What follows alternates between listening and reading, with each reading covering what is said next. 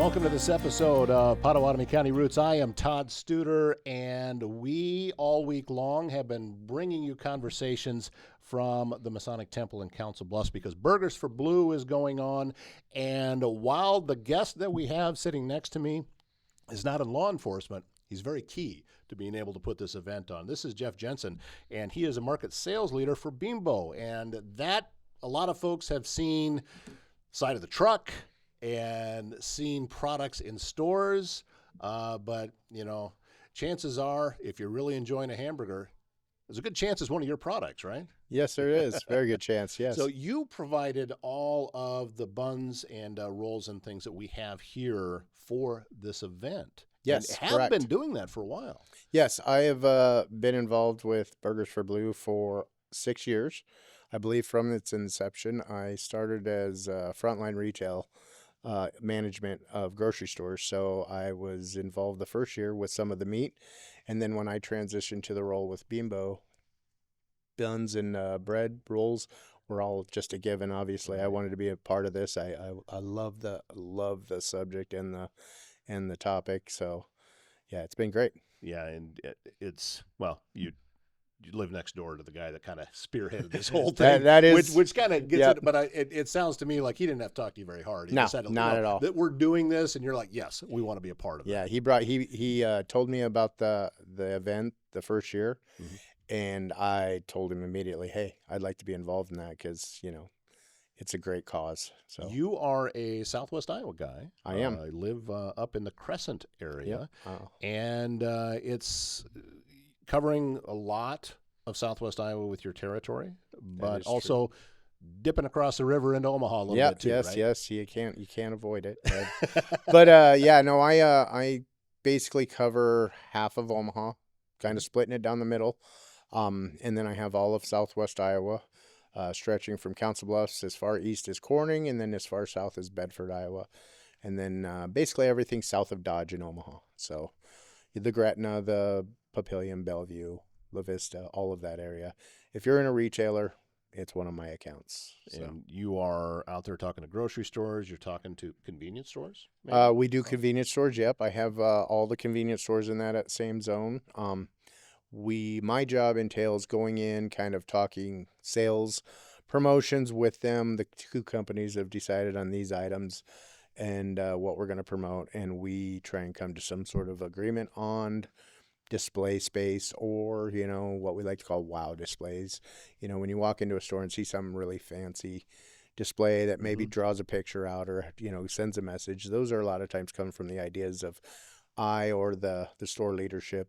We come to a common ground on that. For the trained eye, I think they see, if they're in a grocery store, they can see reps from different companies that are in there. But a lot of times we just think that's a store employee, but it's not the case. No, not at all. No. The DSD, or direct service delivery program, covers chips, milk, ice cream, bread. I mean, quite a bit, beer, pop. You know, it's covered in every category.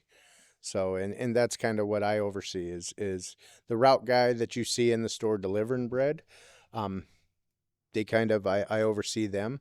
So if I make some sort of agreement or work something out with the store, usually the route person will execute. If there's a commission involved, they get that. I just kind of become, you know, the brains or kind of the creator of it, and then I pitch in wherever I can to help them and get them done and on the road again so they can keep going. Your career kind of goes pretty far back into the food industry, doesn't it? 26 years. Yeah.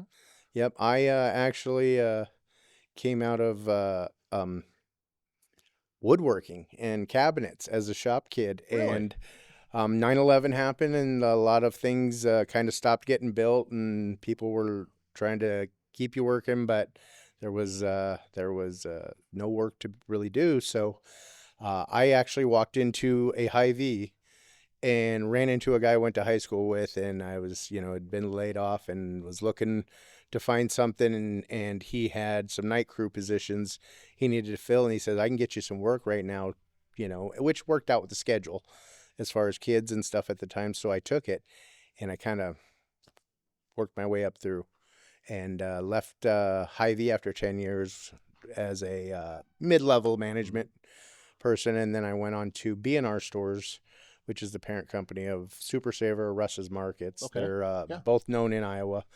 And 20 years later, left with it as a store director. So, and then I just decided a new path going into the DSD side. How quickly, when you made that transition into the food service side, did you know that, okay, I'm not going back to carpentry? At first, I thought probably the first 5 years, I thought eventually I'm Yeah. going to get back to my career. But it just came kind of naturally to me. You know, I pride myself on communication with people, and I had a knack for it, I think. And so talking to the customer was in transitioning that to talking to accounts came pretty easy. And I think Bimbo, when they first met me, they liked the idea of bringing on someone from the customer side. Mhm. I had connections in the business as far as being their customer, so the transition was somewhat seamless. So yeah. The reason I'm circling back to this is my father spent a large part of his career as a carpenter. Now, he was never doing cabinet making. He was doing cabinet installing at times, but not the cabinet making. For me, watching what you guys do from that standpoint, that is really skilled carpentry, because that takes a lot more precision than when he taught me how to nail two 2x4s together when we're Right. framing a house. Yeah. Is it something that you still hang on to as a hobby? I you stick with it like that? I do. My wife would disagree with you. You know, she's always convinced there's something that needs fixed, and she questions, did I ever really do this? Because, you know, the honey-do list is always long. But no, I still have my tools. I do. I tinker a little. Yeah. You know, so That's one of those things I think it gets in your blood, and Yeah. it's just got to stay part of you. And you can find another industry that you love to do, but that's always just going to kind of be percolating Yeah. back there. that's a joy probably Yeah. more than a job. You know. With having this wide of an area, because as we talked before we hit record, Bedford is not close to Crescent. Corning Nope. is not close to Crescent. No, it How is much not. windshield time do you get in a day? Probably 4 to 5 hours on those days because I pick those, you know, the Southwest Iowa tour for me usually all covers one day. I leave at 5:30 a.m., get to Corning, my farthest point, by 8:30. And then it's basically touching base with the manager and making sure, you know, letting them see my face, knowing that we don't just think they're just out there and we don't bother with them. And then, you know, it's going through all of them, everything. You got to check everything while you're there. You want to check your sets. You want to make sure your guy's rotating your bread properly. Make sure our facility's doing their job correctly. And then it's just touching base with management to see, you know, is there anything, you know, as we go into summer, buns, you know, we know there's a campground close by there. We know when we get to Griswold, we know that the ball field is across the street from the Dollar General. So we want to know the schedule. We touch base on those things, schedule for games and things like that, because we know that when the concession stand opens at the ball field, hot dogs are for sale. You know, I never even thought that the supply level would be going back that far, that you would, I guess, just assuming, I would think that the store manager would just handle that and not even think about it. But you're actually wanting to make sure from your Yeah, level. so what I like to do is, and this is me personally, I like to get with them and find out the schedule of the games and know my orders need to be built up for that weekend, because there's not a lot to pick from in Griswold. There's a Dollar General. I don't know that there's another store because we don't service anything else. Right. So where are they coming to get those hot dog buns when they open that concession stand? Right across the street. And the worst case scenario for me is an empty shelf on a hot summer weekend. You know, so Right. if there's a baseball tournament on Saturday that's going to buy all the buns up, we want to make sure we got some in there for Sunday for everybody that lives there. So yeah, that makes perfect sense, and something that I never had even thought of before. Because Yeah. how many uh, you know, high school tournaments are going on. I know that, I don't know if Shenandoah is still doing that 10 and under tournament. That's a nationwide thing, but that's going to sell a lot of hot dogs, because you got all these teams coming through, or hamburgers and things like that. All of those things that you're paying attention. That's a layer it never even occurred to me, but that's why you're good at your job, right? Thank you. Yes. Yeah. The drivers, we call them route sales professionals. That's your bread guy that you see in the store in the big truck. They all work off commission, so everything's forecasted and goes off of trends and sales and history. And those guys are going to, keep that as close to a net as they can, and anything they lose on it's, hits their bottom line. So they want to forecast, they want to predict, and they want it, they want to maximize sales and minimize stale. So we work together and make sure we, cover every base we can. And if it's me taking a few extra minutes to find out and talk to the athletic director at the high school, when are you having a tournament out at the field, or when is there going to be a track meet at the school? Those things all factor in when you come into those small towns. Is this the type of industry that people are always aware of? I'm thinking of staffing, and I'm thinking of getting, because you said the guys that are on commission. So is it rotating people in and out? Do you get people in there and they stay a long time? I have career guys. We got we like to call them, I've been doing this 30 years and I know what I'm doing type guys. But they that they don't leave. However, staffing is just like everywhere else. We have opportunities right now. We have open staffing spots right now with Bimbo Bakeries in Omaha, for drivers. So everything's on a seniority level. So when you come in the door, you might be a relief driver or, bottom of the totem pole guy, but it's a very lucrative. I mean, there's guys out there doing that job that are making six figures a year. Wow. Yeah. Well, let's make a pitch here for people that might be in the market for that. What kind of background would they need? Really, high school education as far as a route sales professional. Any kind of business background would be great, but it's not required. But there's a base pay, and then you make a percentage commission off of your product, depending on what product it is. We do private label for stores. We do our branded, and then we do restaurant products. Restaurants are going to be one percentage. Branded is obviously our highest percentage. We always want to push our branded first, and then private label has a number that is attached to it also.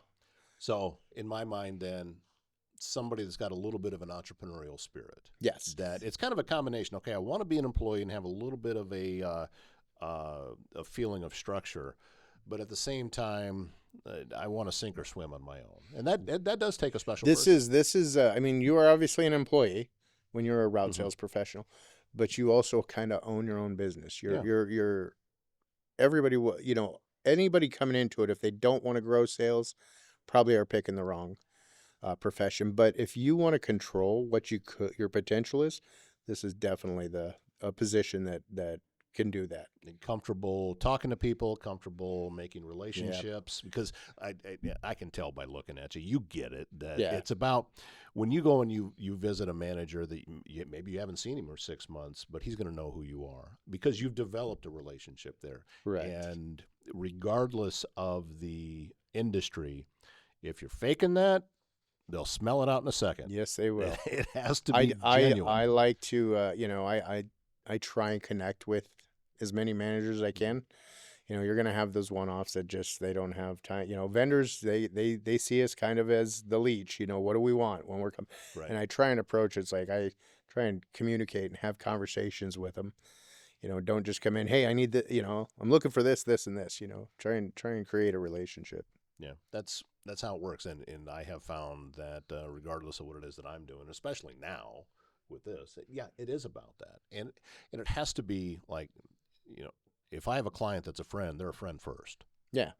That's the order that it has to be in. And I have those in this industry too. So it sounds like it's just straight in there. And plus, I love having an opportunity to learn more about different industries because I'm just fascinated by how much is out there and opportunities that are out there for young people. especially because they need to know that there's different routes that they can take here, as opposed to just the traditional. Maybe the 4-year school is right for them, or maybe something else could be sitting out there that could make sense for them. So anyway, I'm preaching to the choir here and getting on my soapbox, so I apologize for that. But listen, Jeff, again, thank you for your willingness to contribute to the Burgers for Blue event, and going back and having done this now for 6 years. We're grateful. Absolutely. It's an honor. It is. For being a part of this. Yep. So. And again, Jeff Jensen is a market sales leader for Bimbo, and we want to thank you for watching this episode of Pottawattamie County Routes. Click the like button, click share, click follow, do all of those things, because when you do, you help spread the word more about everything it is that we're doing and some of the great stories like Jeff has to tell right here around Southwest Iowa. My name is Todd Studer. We'll see you next time.